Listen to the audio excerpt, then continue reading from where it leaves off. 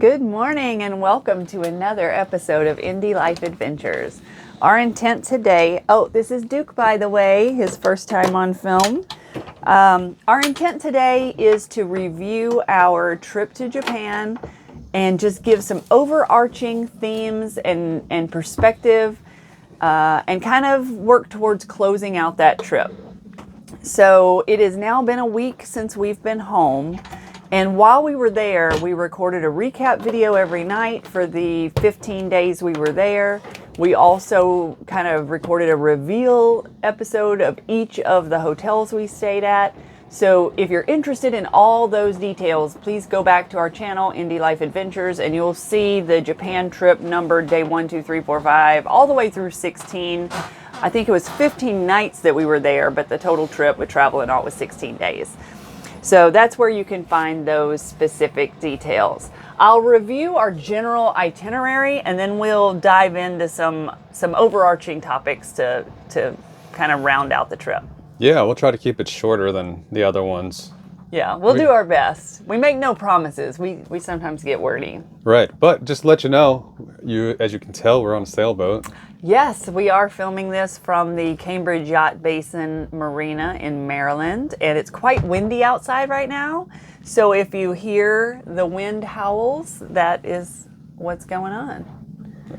Yeah, so when we were in Japan from, we left on October 15th and came home on November 1st. We spent 6 nights in Tokyo and stayed in 4 different hotels. We stayed 1 night in Ginza, 2 nights in Asakusa, 2 nights in Shinjuku and traveled to Shibuya, and then 1 night in Akihabara. From there, we took the bullet train and spent 3 nights in Osaka, where the key events were seeing Osaka Castle and going to Dotonbori Street. From there, we took the subway to Kyoto. We did the train, boat, bamboo forest tour, and then we did Nishiki Market and the Fushiyama Inari Shrine. After that, we took the bullet train and a couple of subways to get to the foothills of Mount Fuji, where we spent 2 nights at the Fuji Speedway Hotel. From there, we took a bus back to Tokyo and spent our very last night in Tokyo Bay, and then flew back to the United States. So that is the gist of what we did. Anything to add to that before we jump into overarching themes? Not off the top of my head, no. Yeah. Okay. Well, we were trying to think about what to say on this video. And part of our strategy, I think, is thinking about what questions we had before traveling to Japan, and now having been there, maybe addressing our thoughts on those. Right. Yeah. So here's the random list. You can pick whichever one you feel comfortable starting with. Okay. Well, I mean, I think one thing that is probably cool to discuss is just kind of talk about when you're planning to go places, you often have some maybe anxieties or concerns or worries or just things that you want to know or have some assurances or some different ways to kind of answer some of your questions, right? Just like we're about to do. But for us and for me, I think some of the biggest questions when we were traveling to Japan is it's a completely different country in terms of how they are socially structured and so forth. There's a lot of things that I was like, hey, I don't know, I don't want to be the guy that sticks out like a sore thumb or something, right? So, well, you already were because your wife's 6 feet tall. That's true. Everywhere we went, there were some tall ladies I saw though. Every once in a while. Not Japanese ladies though. No, there was a few. Oh, really? Yeah, but there were some other tall tourist women. Yeah, I didn't feel as out of place as I expected to. Right. But in any case, no, there's probably some things that you're like, okay, I don't know if this is it may be holding you back is what I'm getting at. Don't let those things hold you back. And so as we talk about these, you'll see that it was super easy to mitigate all of these things that we'll discuss. I don't think we had any challenge that was unsurmountable, right? Right. And I would say one of the biggest questions we had going in was how the transportation was going to work. Because usually when we travel, we rent a car and we just drive on our own. Right. And on this one, we decided we were just going to solely rely on public transit, which then brought up a big question leading into the trip is, do we get a JR pass or not? Right. And we did not, and I'm really grateful we did not, because we did not need a JR pass. Because as our itinerary suggests, we stuck mostly to Tokyo and went to Osaka, Kyoto, foothills of Mount Fuji, and back to Tokyo. And there's many websites where you can plug in your route and it'll kind of do the math for you. Right. And we did not need a JR pass. Right. And I will say that we did a lot of research and we watched a lot of travel videos. We did our own research beforehand. We didn't spend hours upon hours doing it, but we did have, we did watch a considerable amount asking the very same question is it worth getting the JR pass? And we actually considered it because, it sounds easy and they talk to you. And when you do look into it, it's like, hey, do it before you leave so that way they can mail it to you. So give yourself at least 2 weeks ahead of time. But that locks you in to the commitment of buying it before you even get there and even know if you need it. Right. And for those who are unfamiliar, that is the Japan Railways Pass, which is essentially a ticket you buy that you can ride on any of the Japan railways for free within the window of time that your pass is good for. Well, not for free. You've prepaid for the pass. Prepaid for the so pass. You don't pay each. Yeah. Yeah, and so you really have to be traveling in a lot of different long distance places to make it worth it. Right. So, and then that brings up a really good point on that is, so how did we mitigate that when we made that decision? So one, we did take the advice of a lot of the different people that were talking about it on their channels. And one of the suggestions was, hey, unless you'll be traveling a lot between major city to major city, and when I say a lot, I'm just saying if you're traveling more than 5 to 7 times, probably. If you're traveling between 2 and 3 different cities or 4 different cities, especially if they're close, probably not a necessity based off what we did. But we did do our research on it, and I think they had said prior to maybe last year or maybe even earlier this year, they had changed the fees for the JR Pass, And it doubled. And it almost doubled. I would say, as we talk about this, not to get too far in depth, right? But this whole episode is about transportation. Yeah, no, but really, so what did we do? We got Suica cards. We did. And how much did we put on each of our cards? I don't even remember. 10,000. 10,000 yen, which is how many dollars? Like $60? About 67. Because we really had no idea. 60 So to we were like $70. at the kiosk. Yep. As soon as we got into the first subway station, and we're like, it was at the airport. At the airport. You're right, at the airport. And we hadn't gotten anywhere yet. We were literally in the airport, and we're like, oh, there's a Suica card machine. Let's go get one. And that was like the first thing we did. The very first thing we did after getting through customs. After getting through customs, which, by the way, is a breeze. So easy. It was simple. It was the easiest thing in the world. And we arrived at 9:30 at night into Haneda Airport, and there were no lines at all. So I don't know whether we just arrived at the perfect time, or if sometimes it's busier than it was. Right. But it was as if our plane was the only plane going through customs. It was no trouble. It was super, super efficient, right? Yes. We'll talk more about those in a minute. But what we did is we got a Suica card, and we had no idea how much money to put on a Suica card, so we just kind of... You have some choices now. Like, you can put and up... you were going to go, like, double that. Yeah, you could put up to, like, 40,000, I think, right off the bat. And I talked him down, because you can always add money to it. Yeah, I'm like, I don't know how much this transportation is going to cost, but you don't want to run short, right? When you're buying your bus card, and it's like... But that...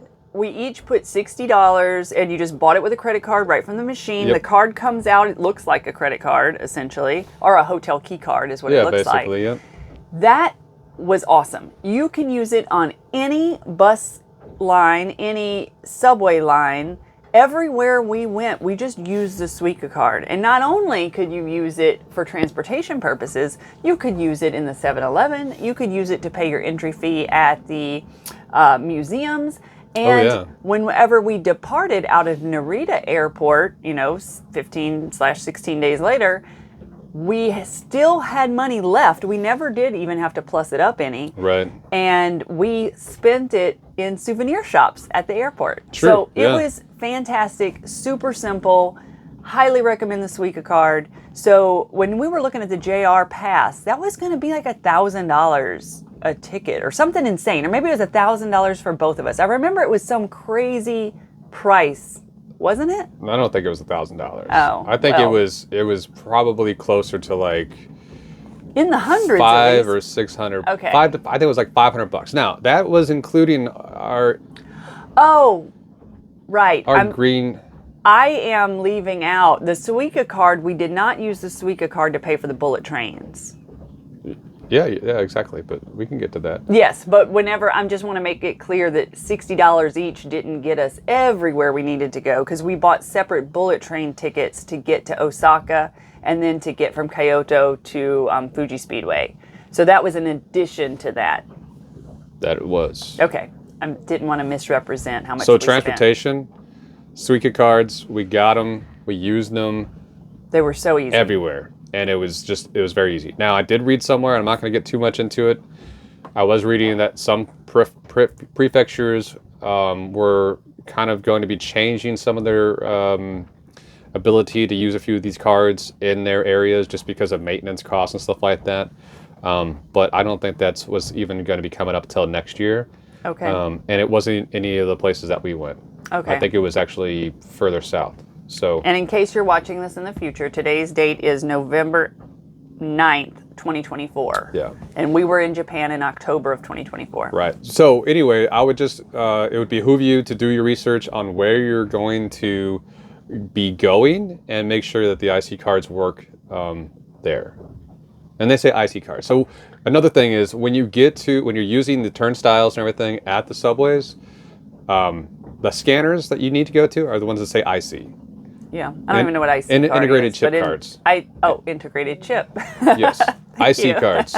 IC cards. Now you So don't. a Suica is an IC card. It is, exactly. It's Okay. one of the brands of IC cards they sell. Now there are a few other there's a couple other cards. There was like I don't remember the name of the brands off the top of my head. It doesn't matter. There are some other brands you can get, but the one we chose was Suica, and it worked like a charm, right? Yep, because you essentially you go through the turnstile and you scan your card, so then you're entering into the subway system. It tells you your balance. Yep, you ride your trains to get wherever you're going, and when you leave the subway system, you scan it again, and it charges your card for the amount of travel you did. Right. And it was anywhere between usually about 170 to 250 yen Per trip. per trip.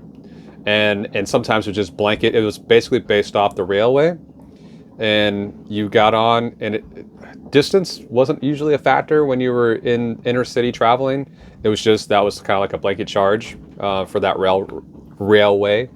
And you'll if you're there, you'll get familiar with several of them between the different lines. But in any case, I think we started off with 10,000 yen on our cards, and I think by the time we left, we were down just maybe between about 3,500 yen to 4,000 yen a piece, right? Yeah, that's what we went souvenir shopping Right. with at the airport. And then that was essentially, what am I getting at?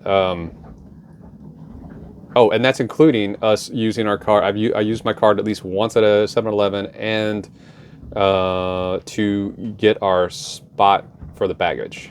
Oh yeah, we would use our Suica cards to pay for baggage storage at the subway stations whenever we didn't want to walk around with our Right. bags. So yeah, we use that on our card too. So I think that covers the transportation minus the Shinkansen, right? Yeah. Yep. So the second was navigating the Shinkansen transportation. Which is the bullet train. Which is the bullet trains. It was very efficient, super easy. You just follow the signs at the major stations towards, that say Shinkansen. You follow the signs to that. You can buy your tickets there. And another big question is whether to get your tickets in advance or to get them same day. Right. Since we weren't there on any holiday whatsoever, we just bought them same day. There was Or really the next day. Some were, we did buy some that were next day. Okay. Like when we went from Kyoto to We bought it the day Gotemba. ahead of time. Yeah. Okay. Gotemba. Okay. We didn't buy it the same day. You're right. Okay. So when we left Tokyo, we bought it same day to get to Osaka. But when we left Kyoto, we bought it the day before to get to Gotemba Station. That's right. So either way worked fine. It was not difficult at all. No. It was very easy. The information attendants can speak English or at least have the translator device. It was easy to communicate. Yeah. And cost-wise, I still don't think it would have been effective for us to buy the JR Pass. Yeah, because it was like $100 and something for the bullet train tickets. Yep. But it still would have been less than getting the JR Pass. Yeah. Because also, I don't think the JR Pass worked on all the subway stations within Tokyo. Right. So we would have still probably had to have the Suica card. Yeah, and the JR Pass. Yeah. So, Yeah. nope, super glad we did it the way we did. Cost efficient, easy to figure out. Before leaving for Japan, I was thinking this was going to be the biggest thing, is trying to figure out public transit. It was easy. Yeah, that's probably the largest hurdle that we're like, okay, how's this going to work? Yep. But other than that, the fast trains cost us what, about $100 a ticket Yeah. per person, And we upgraded to the green yeah, car. I think, we upgraded the green car. I think it was probably less, like maybe $60 to $80 a person if we hadn't. Yeah. So, and I would say, like, I don't necessarily think it's necessary to do the green car, but it sure is nice to have that extra space and a little bit more privacy. Yeah, and it wasn't that much more. It was No. like $20 more a ticket, maybe $25 more a ticket to have more leg room, a more comfortable chair, and it was less crowded train car because of it being Right. like the upgraded seats. Yeah. Now, I would say the one thing that we didn't get to take part in was any of the onboard service, because we usually bought something prior to getting on the train, and we learned our lesson the first time after we bought this bento box of unknown items. The second time, we are a little bit more discerning. Yeah, and went to like the airport version of 7-Eleven and stocked up with stuff Yeah. to take on the train. Yeah. It So we worked out. had snacks and It drinks. worked out better. Yeah. So with transportation, it's totally doable. I did get my international driver's permit. AAA. They only authorize people to do that, I think. But I didn't use it. Yes, because originally the intent was for him to be able to drive a few laps around the Fuji Speedway, but they weren't doing it on the days we were there. And then because I did not get my international driver's license, we could not do the touristy activity where you rent go-karts and drive them around the city. So we saw those happening in at the Shibuya Crossing, and we saw it in different areas of Osaka. Yes. Yeah. And it's where it's like you dress up in a costume from like Mario Kart and you're driving Exactly, yeah. a go-kart down the city highways. And had I gotten my international driver's license, we would have probably done that together, but he didn't want to do it alone. I kept trying to encourage him to do it that way, but It just wouldn't be the same. so we did not do that. Yeah. But in any case, that was transportation, right? Yeah, I think we can cross that off the list. All right. Check. I think maybe the next one to talk about is money. How did it work from your perspective with money? Because we did not bring yen into Japan. We kind of just said we'd figure it out when we got there. Right. So we went to the 7-Eleven. We pulled out some cash. Using and our bank debit using card. our bank debit card, which there was no exchange rate fees or anything like that. Yeah, for us. no foreign transaction fees on Yeah. USAA, and they reimburse us ATM fees. So there was really no drawback to taking cash out with our own personal ATM card. Right. So we went ahead and did it that way. And honestly, it's great to have cash on hand. Most of the places we went to took cards. Nobody took dollars. Nobody took dollars, which that makes sense. Right. But yeah, it worked well. And honestly, I think the biggest thing is that just have some cash on hand, just in case you're at a place that doesn't take a card. Because there were a couple restaurants Yeah. we went to that did not take cards. Right, like the one, the tempura restaurant. Yes. They were like cash only. Yep. In Ueno So- Market was cash only. Yep. So, but most places did take a credit card, and we made sure to use a credit card that did not have any foreign transaction fees. Yep. And then we went to the ATM twice while we were there to pull out cash. And so oftentimes, even if they did take a credit card, we'd use our cash. And we had to get really good at using our coins because you end up getting so many coins. And Right. we were deliberate about making sure to use the coins just so we weren't lugging around a ton of coins. Yep. And a great way to use your coins is in all the vending machines.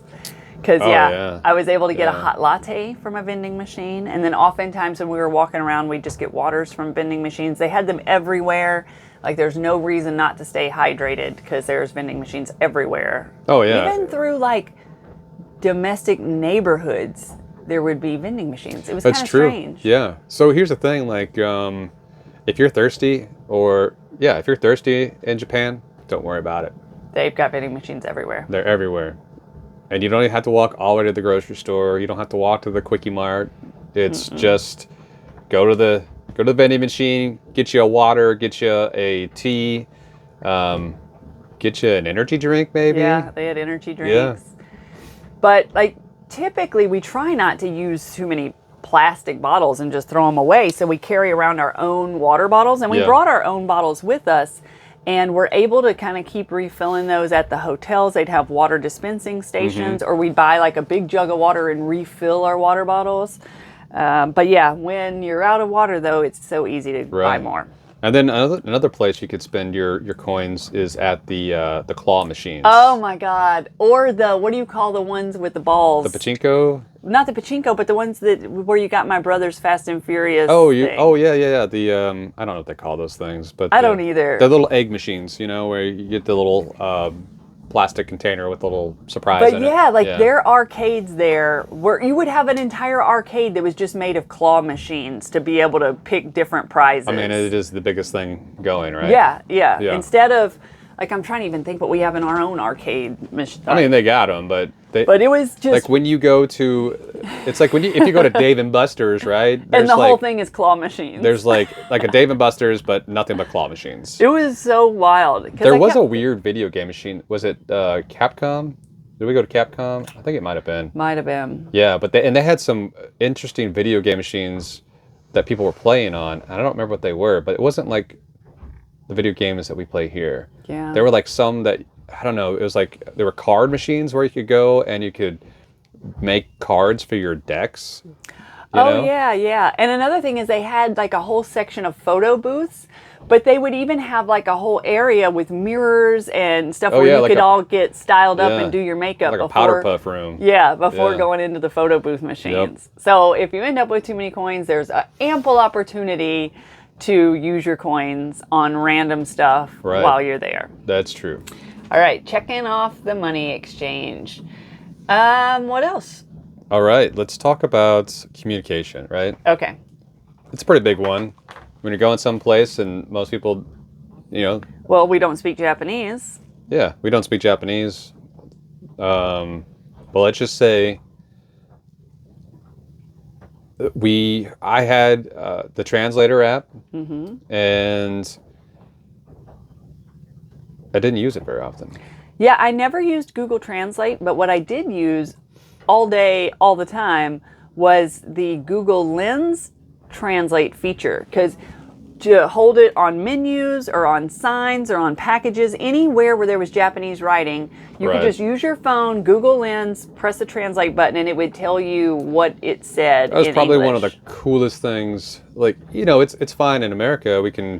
You don't get that opportunity to use it much. You have to really look hard for things to try to translate with the Google Lens, right? But overseas, it was fun. 'Cause It was really you could fun. do everything. You could, And it was fun just to see what English translation words they use. right. So I had a couple Red Bull cans, and I've had some before. But Red Cow is what it translates to Yeah. in Japanese. I'm trying to remember what the Pop Rocks translated. I don't remember. It was so funny though. Something like, it was for the candy Pop Rocks, it was chaos in your mouth. Yeah.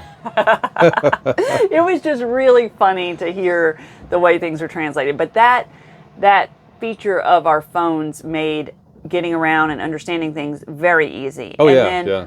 almost all the menus had photographs or even the vending machine place where you press the type of food you want. There Right. were pictures, and then even if the restaurant wait staff couldn't speak English, you just pointed to what you wanted. Like, it was. I did not feel that we were inhibited at any time because we couldn't speak Japanese. No. There's a few times where it took us a little bit of time to kind of figure out, like, get our point across or understand what they were trying to say. It's usually during the like dinner transaction of ordering and stuff like that. But other than that, it was super easy, and a lot of people did speak English. So that was probably a non-issue as long as you have a good smartphone, Yes. right? Yeah. Yeah. We had no trouble communicating, even with the complicated parts of buying our transportation tickets to get out to Fuji Speedway Hotel. yeah. Like, even through a complicated process of figuring out how to get to some out-of-the-way place, we were able to communicate just fine. Yep, and we made it happen. Yes. So Easy peasy. communication, Check. check that off. All right. What about, you want to talk about baggage? Yeah, let's talk about our baggage. So we had made the decision to travel light with just carry-ons and no, like, for our 15/16 day trip, just taking carry-ons. What did you think of that decision?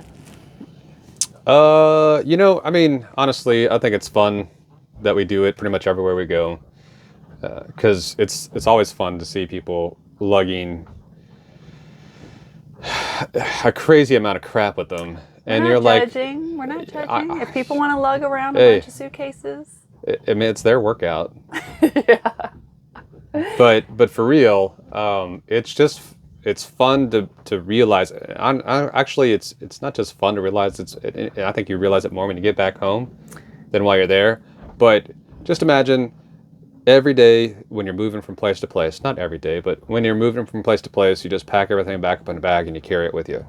You It throw did on make your us bag. realize when we got back home to our apartment and we looked at all our stuff and we're like, we don't even need all this stuff. Why do we have all this stuff? We Right. can live out of a backpack. Right, it reminds me back of my army time. Yeah. But But our backpacks did get fuller and fuller and fuller the longer we went, because Right. with different trinkets and souvenirs and keepsakes we were stuffing in there. so I feel like with the weather, even into late October, it was still warm enough for me to feel like I'm glad I brought the amount of clothes that I brought. Because there was several days where I felt like with us walking, like, if you don't do a lot of walking and you're staying close, like, it's probably not as big of a deal. But we moved around, like, I think Yeah. over like 70, 75 miles probably, of just walking while we were in Japan. We were definitely averaging, I should have looked at our phone app, but I would say averaging 22,000 steps a day. You topped out 2 days with 30,000 steps. Right. Like, we were moving. Yeah, and that was about 12 to 15 miles a day, I'd say. And just walking from place to place. So for that, I'm glad I had enough clothes to change into so I didn't feel like I was just like sweaty and stinky the whole time, right? And then enough to be able to do laundry place to place. So Yeah, we did laundry twice. Yeah, we did laundry twice. I may not have had to do laundry. Actually, we did laundry 3 times. I'm sorry, we did it in Asukasa. We did the coin laundry when we were in Osaka, and then we did laundry on our very last night at Tokyo Bay to go home with clean clothes. We did, yeah. But had I remembered some of my laundry the first time we did laundry, I think I would have been fine for a little bit longer. But I forgot to do like the socks and underwear, all of them anyway. There was a few that I had stuffed in a bag that I was like, oh crap, I didn't wash these. So that left me shorter than I originally had planned. And so we kind of had to shorten our length between wash cycles. We might have only had to do it 2 times, but either case, back to our packing, I felt like it was good to have. I'm glad we packed as light as we did, but then the drawback is you really get discerning about what you're going to take with you when you go from place to place. And even if you see something cool, you may not Yes. decide to get it because you know you're going to have to pack it and carry it with you. So So that was kind of one of those detractors, like, oh, that's just really cool. I'd like that, like maybe I would, had I had more space or another place to pack it, maybe I would have bought another pair of shoes or something. Who knows, Yeah. that I couldn't find in the U.S. So some of those things kind of held us back, but also it holds you back. So it keeps you from buying things. stuff that you probably don't need, right? Yes, because you have to make the justification of where in my bag am I going to fit this cool thing that I just found. Yep. Now, one thing that helped tremendously was discovering the storage lockers at the subway station. Because whenever we would check out of a hotel, usually we'd have to check out by noon. You couldn't check into the next one until 3. And instead of walking around with our heavy backpacks, we started putting them into the locker. You could pay with your Suica card and rent a locker to put your stuff in. So for those hours, you weren't lugging around everything. Or we also found you could go to the next hotel and just drop your bags and leave them there, even if it was too early to check in. Right. So you don't necessarily have to carry them with you everywhere you go. And an efficiency I noticed that people were doing is those who did travel with the big luggage bags, they have luggage delivery service. So you would see at each of the hotels, they had these special tags on them where a transportation service would deliver your bags to the next place you were going. That way you didn't have to lug them all on the subway or anything, because the subways were congested, and I can't imagine trying to travel through the subway system with rolling suitcases. Right. Even when we made it back to Tokyo and stopped in the Shinjuku, right? Mm-hmm. And we got that final travel bag for all the souvenirs. Yes. It was a little pain in the butt to carry it on the subway, especially going from Shinjuku all the way to Tokyo Bay, because there was a lot of stuff and the space on the subway was limited. So Yep. So we did there on the very last day buy an extra suitcase and filled it with souvenirs. That way we could take the kids home some stuff. Yep. So yeah, we just waited till the very end to buy our souvenirs. But overall, I think, hey, let's keep doing it. Let's try to. I like traveling light. It's fun because you really don't need a bunch of stuff. Right. And let's just one more thing that we noticed, right, was when we're traveling light and you don't have any checked bags, airports are a breeze. Yes, that is a true statement. Because if you can check in online and you can get your ticket to your phone without having either go straight to the kiosk, which is usually there's no lines usually, or have it on your phone, you're walking straight to security, go through security, and you're on your way. Get to the lounge and have your cocktail. Have your cocktails. When you have checked bags, it added so much time on the way home. Probably an hour, right? Yes, because it was a very long line. Like, checking in was easy, but to drop your bags off, we were on Singapore Air. That line just to drop your bags off was so long. And that's even business class. Yes, we had our special line, and it was still a very long line. And had we not bought the extra bag and brought home all the souvenirs and just stuck with our carry-on, we would have been through that easy breezy on the other side of security and enjoying the lounge. Right. So make a deliberate decision when you think about how much you want to bring, because it really does add time just having to check your bags. Yep. Oh, also, not only does it add time there, but it added time through customs, because then you had to wait and get your bag before you went through customs, whereas if you're carry-on, you just go right through. Exactly. So yeah, it definitely adds time. So thanks for bringing that up. Yeah, no, I think it's a good part to remember. All right. Baggage. So, baggage, check. All right. I'll talk about this one real quick. It's called scheduling activities. Whenever we were leading up to this trip and I was kind of looking at different people's itineraries that they put on the Japan travel planning Facebook page, some people are intensive planners. Like, they had their whole days booked with different activities that they had pre-bought tickets for, and it was like a regimented schedule. That's not like us. Usually, we don't make any plans. We just go and figure it out each day. And so this time, I mean, to the point where even whenever we went to Costa Rica for 2 weeks, we didn't even have any lodging booked. We figured that out along the way. But here, going to Japan, I was like, well, let's at least get our lodging secured. So we had that scheduled out. We knew where we were going to sleep. But we did not plug in a bunch of activities. And Right. I'm glad we did that, because the few activities that we did plug in, one of them we didn't even do because it was by the time we finished traveling from the Fuji Speedway Hotel back to Tokyo Bay, we didn't feel like doing it. And so Right. Team Lab Borderless, our ticket price was just a donation because we didn't even feel like doing it. Right. And so here's what I would say. This is just my opinion, but and hopefully I can articulate it well.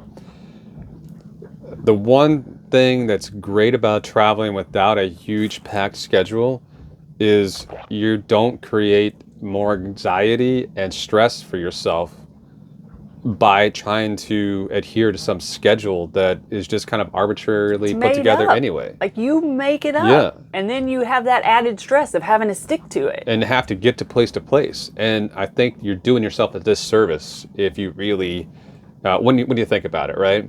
So I'm not saying don't have some things you want to do or places you want to see. Obviously, you have to have kind of an itinerary put together, but don't pack it full of stuff, because I'll tell you what, when you're looking for stuff to do, the stuff that's going to be that you're going to see when you're trying to research these things that generally are going to come up are going to be the touristy things anyway.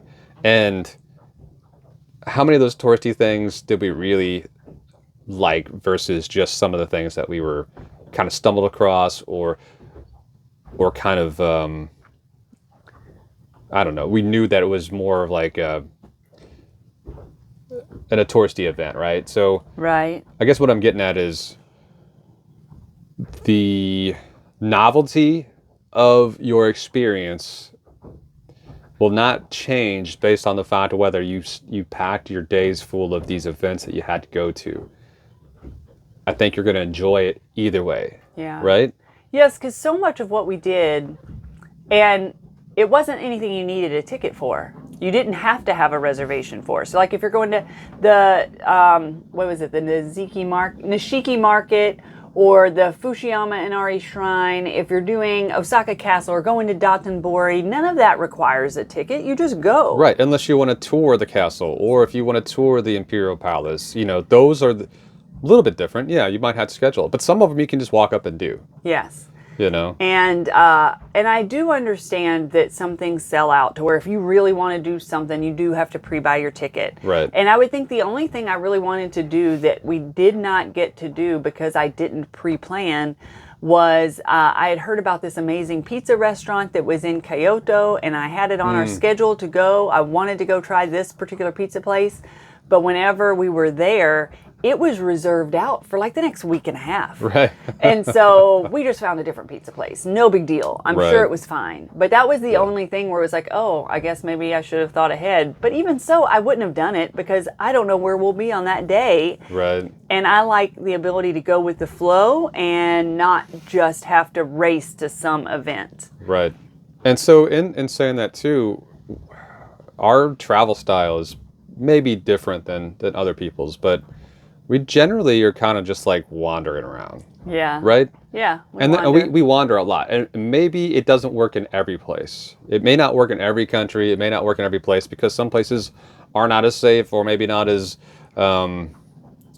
maybe not as safe, or they maybe not as easy to get around transportation wise. However, we got 2 feet and 2 legs, and we walk a lot. We do. We just decide, we usually just head out somewhere. We're like, hey, that looks, that's 3 miles away, or a few kilometers. We can do that, and we just truck along, and Because you see so many Yeah. interesting things along the way that you wouldn't have seen otherwise. Oh yeah, and it's like getting in your car and driving somewhere. You drive there, but you missed almost everything on the from point A to point B because it's just speeding by in the window, and it's Yeah. like, oh wow, that was something interesting. But as you're walking, it's slow enough for you to really kind of take it in a little bit better. Yeah. And you see a shop, you can stop in there. Like, oh, I want to stop in there. When you're driving, you're like, oh, the hassle of finding a parking spot, the hassle of, figuring out where you're gonna, go in or get out of. Just all of that come together. It just makes it less of a thing, right? Yeah. So we're fans of leaving a schedule open Yeah. to discovering things that you may not have encountered before. And sure, maybe we missed doing some of the things most people check off on their list. Right. Like we But- didn't do the Umeda Sky building or Yeah, something like that. we didn't go up Umeda Sky, but our hotel was on the 27th floor. I felt like we had a view of Osaka, a very nice view of If Osaka. the building right next to us wasn't there, we would have seen Umeda Sky, and we probably were at the same level. Yep, and in Tokyo, we were able to go to the top of the Tokyo government building. It didn't even cost anything, so we were able to Yep. get that view. So even though we didn't do the Tokyo Tower and we didn't do The Skytree. the Skytree, Yeah. I feel like we still got a great view of the city. Oh, and anyway, we'll keep talking about what we're talking about. Well, we were talking about scheduling activities, and Yeah. I think we have kind of concluded Scheduling there. activities. Yep. So, what's next?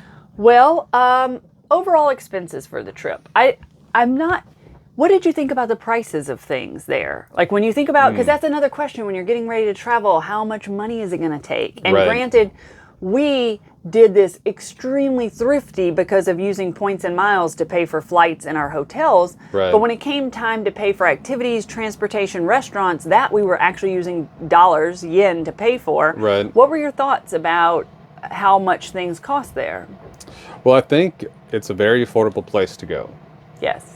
You know, and we're used to living in kind of a higher priced area at this point. Oh yeah, our home is in Arlington, Virginia, which is Yeah. very high cost of living. Yeah. So, kind of to take you there, it's for dinner. What do we spend? Maybe and a lot of places like very affordable food. I'll just say that In Japan. in Japan. Oh yeah, I would Um, be surprised when we'd pay the bill and it was like that was all that costs. Right. Like I felt we could eat out in restaurants in Japan for way less than what we could eat out in restaurants in America for. Oh yeah, yeah. And then every time we'd go to 7-Eleven and buy all the sandwiches and the drinks and stuff, every time at checkout, I couldn't believe that was all it cost. It was like $7. It was like we could 12 stock bucks? up on alcohol for the hotel room, and it was so cheap. Yeah. So I genuinely felt like the cost of products in Japan was very, very reasonable. Oh yeah, yeah, for sure. Because to be honest, whenever I did the budget at the end of the trip, for the 2 weeks we were there in Japan, we spent less money than we would have spent if we'd have stayed home buying groceries and stuff. Oh yeah, yeah. It was less because my budget app shows me what I spend this month compared to last month, and we spent less for the time we were in Japan than we would have spent if we were back home buying gas for the car and things like that. And we had a variety of different experiences as far as dining, right? We didn't always dine on the cheap, and we didn't always, didn't go over the top with just fancy restaurants either. Yeah, but we it was had a good hybrid. we had a hybrid mix of that. And so as far as what it cost, I feel like the biggest expense is getting there, right? I think if you can leap that hurdle Yeah. and get there, you'll be surprised on how affordable things are. Now, that's not to say that, you know, if you want to do things like Disney, you know, Yeah, 'cause Disney we didn't do Tokyo, any of that. or all those things, those might be more pricey. I don't know because we didn't do it. Right. And I've heard that the hotels are expensive there, and that didn't impact our budget because we used points and miles to pay for our rooms. So again, we Right. didn't have to pay for our flights and we didn't have to pay for our rooms. And 10xtravel.com is a great place to go if you want to learn how to get points and miles to do this on the cheap. Right. But when you subtract out flights and flights and hotels, the regular travel expenses were very low. Yeah. All right, overall expenses, check. All right. Last is efficiencies. That would be my key word for our trip to Japan. I thought that country was very, very efficient. Yeah. From the very first point of entry, once you even going through customs. Yep. Now, you had taken the time to do the customs forms online prior to us getting there. Yep. So you just had to show a QR code, scan it, Yep. and then. And however, even if you didn't, all the kiosks were available to do that. So, but you go through one line, and what do you do? Scan your eyes or something? Yeah. Or they look at your passport, first of all. They go in, they look at your passport, and they're like, oh, all right, how long are you going to be here? Then they put a sticker on your passport. Then you usher you through to another line where you do your in-processing scans. And then once you get that done, they say, okay, now you go through the customs part for your, what did you bring, all that other crap, right?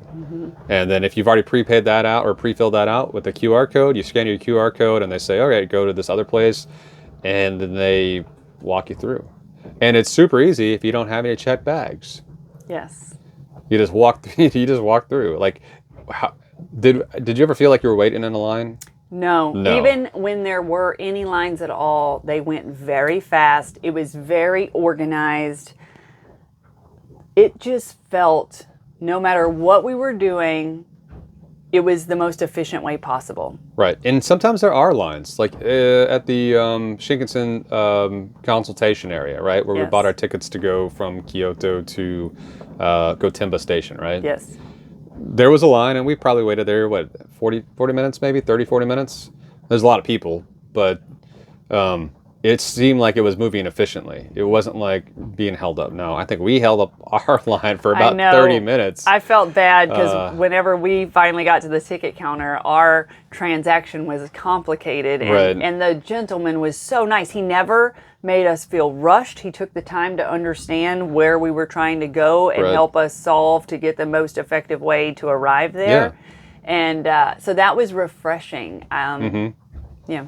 So, yeah, I think efficiencies are key. You know, everything from the bathrooms to lines, Checking in and out of hotels, Yeah, paying for your bills at restaurants. right? Like, it all just worked very well. Very efficient, Yeah. and it's all, I think, really about, you know, everybody kind of thinks like, okay, if I'm doing this, how is it going to affect somebody else? And since everybody's thinking about how their actions affect somebody else, it usually everybody's trying to, you know, they're trying to be fast and speedy and, you know, efficient and doing things. As to getting on and off of the train, when the train's coming to the station, if you're not up in line, you're probably just being rude. You know? Yes, they have it clearly marked. The people that are getting on the train, they have it lined out. This Yep. is where you stand. And that way when people get off the train, first and yep. they go right out the center, and then the people are lined up and they get on. And it just makes it all smooth. Very, Right. very smooth. In and out. And it's even the same way at crosswalks. Like, people line up in a way that you're not blocking bicycle traffic. Right. It's as if everyone is mindful about how their actions are affecting others, and they deliberately choose to put their physical body or take actions that will ease the flow of traffic. I mean, it just, I don't know. It's Yeah. almost like you have to experience it to really grasp it. But Right. it's just that they were, for being the largest, Tokyo is the largest city in the world, right? Yeah. I'm pretty sure. Yeah. It ran so smoothly. And even with that, traffic-wise, there was, I would say, city-wise, we didn't see a lot of like traffic jams. None.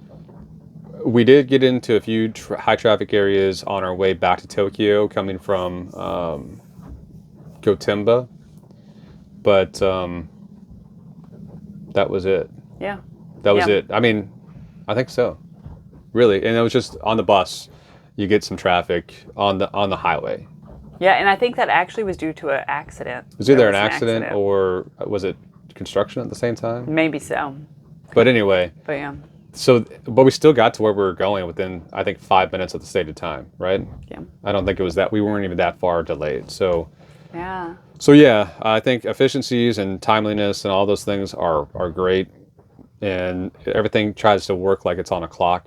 I will say, you know, one thing that I wouldn't say it was disappointing, but was maybe a little different than I expected, was the train stations, right? So if you've watched any of the travel videos and so forth, they play the train stations up to be super busy, super crowded, super crazy, and like, you know, they talk about the unique sounds for all the trains and Oh yeah, I remember hearing one where there's supposed to be like a different song. And for there each. is. There were a couple. There is, and they played the train sounds as you come into stations, and that's how you know you're stopping.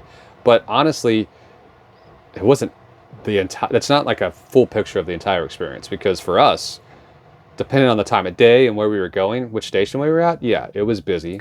The one that seemed the most busy was Shinjuku Station. Yeah, Shinjuku that Station one was super seemed, busy. Whoa! But so busy. Tokyo was big too. Yeah. Because it was like so vast and huge. Like we went down. I felt like we went 6 stories underground. That one was a giant train station. And that one had people movers. Yes. But I think maybe our experience was different because so often we were in smaller stations. Rarely were we in those giant train stations. Right. Yeah.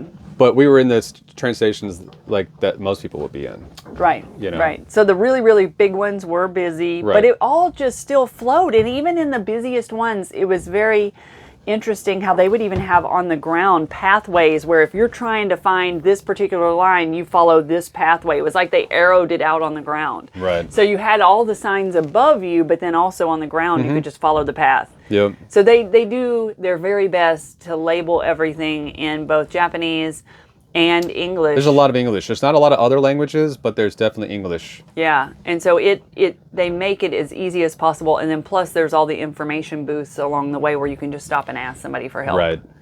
So, Because it did take us a little bit to get the hang of it, but we were expecting it to take a little while to get the hang of it. But once you got it, it was like, between using Google Maps to get everywhere you needed, it would tell you exactly which train to take, which car to get in, what color line it was, and which platform to go to. Yeah. Like, so once we figured out, oh, this is what it's telling us, it was easy peasy. Right. Yep. Well, that, my love, covers our list. So, any other comments before we wrap it up? Well, I mean, I think we pretty much covered everything that we talked about. Was there anything that kind of stuck out to you as far as the highlight of the trip that was like still on your mind that you're like, when I think about this trip, I still think about this? Well, Any experiences specifically? Any one my place? overall impression is that I felt like going to Japan was going to the future.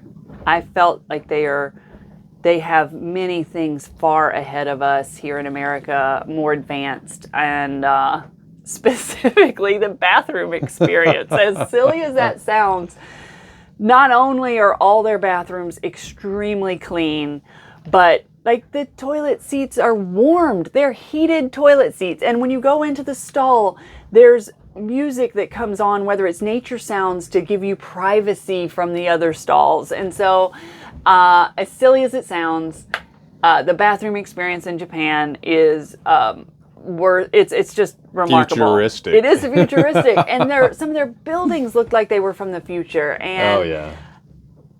And just how organized everything was and how clean everything was. I felt like that is what cities should aspire to be. I think so. I think in a lot of ways, yes, I think that you are correct. Yeah. I mean, you can be correct regardless, but but yeah, I think I agree with you. Mm-hmm. I think it's definitely really cool. It's futuristic in a lot of places. Different in a lot of ways, especially when you're looking at your like shopping and stuff like that. Just be prepared to go to the floors, find the floors where you want to find stuff. Yes. Because the way they designed their, I don't know, you'd call them department stores even. It was like multi-level because there's not a lot of room to build out. So we don't have the Targets and the Kmarts and the Kmart. dating myself.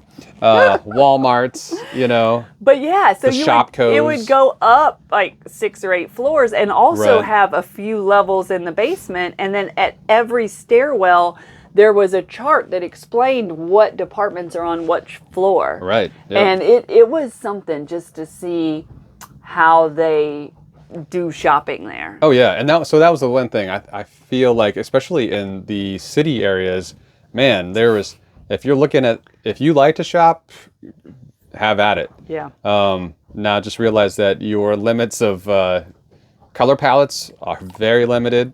Beige. Yeah, to beige, gray, black, white, Variations of beige. Yes, variations of beige. There's other places you can go, but mostly there's stores and they look like they're all like the same. Like everything's uniform, everything's neat. I guess what sticks out to me is just how fashionable everybody is. It seems Yeah. it seems that way, right? Wow. Beautiful. Like, yes, the clothing, the makeup, the hair, everybody looked perfect. Yeah, when they go out, they're dressed for success. Yeah, you they know? looked amazing. Yeah. So that was kind of, interesting. There's not a lot of people out there just kind of ragtagging it up, Yeah. And I thought even in Tokyo, it was quite surprising. You'd have like these giant, tall, amazing buildings that it's like, how did they even build it that way? And then nestled in between would be a shrine, a Yeah. super old shrine right there Yeah, that or they had just- protected that space and Yeah. built these giant futuristic skyscrapers all around it. Yeah. So it was kind of cool just to stumble upon all the different shrines everywhere. Right. Oh, and I will say, like, if you're going to Kyoto, definitely check out the Kyoto Tower. It starts with an N. I don't remember what they call it. Oh, I don't remember but yeah, it's the Kyoto Tower. Yeah, so if you go there, check out the tower. But if you go to the Fushima Inari shrine area, if you walk up high enough and you want a good city view, there's a few stops that have a great outlook. That's even above the Kyoto Tower. Even higher than what the Kyoto Tower would give you. Because you're essentially climbing Mount Inari. Yeah, so it's really cool. I would say for a high, perspective view, Yeah. I'd go there for that. And now I really like that night walk. Yeah, that was one of my favorite things to do there was when we did that shrine. It was just really a fun experience to be somewhere so historic. They had just had their 1300-year anniversary.